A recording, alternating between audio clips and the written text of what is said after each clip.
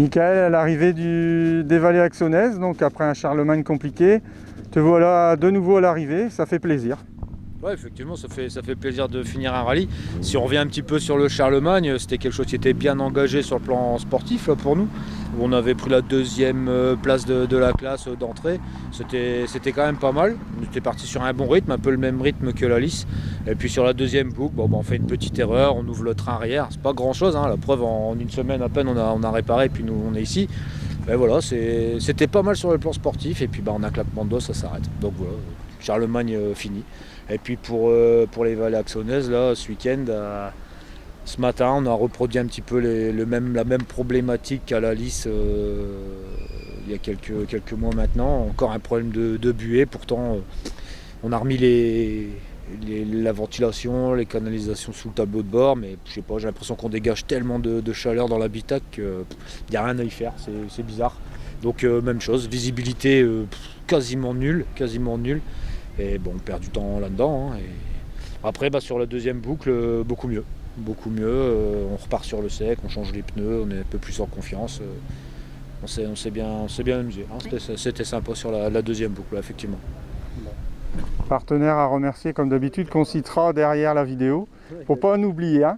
On va éviter de les oublier, mais les partenaires, je vais encore mettre des stickers sur la voiture. On a Rapide Pare-Brise Verquin, on a Kodokan à Verdun-les-Bétudes.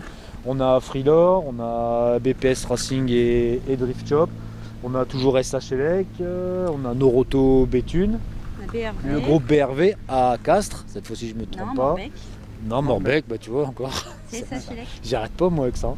On a le carrousel à Inge. À Locon, tu vois. C'est pas loin, ça côté. Éconor à Saint-Omer. Béthune va finir parce que moi, les Béthunes, ça m'est rien. Puis c'est tout. Hein. Je pense qu'on a Horizon. fait le tour. On a la radio Horizon, bien entendu. Éconor, tu l'as dit. Oui. On a Jeff, la boulangerie Jeff à Béthune. Donc ouais, on peut les remercier parce que sans les partenaires, ça serait très difficile. On le sait tous. Hein.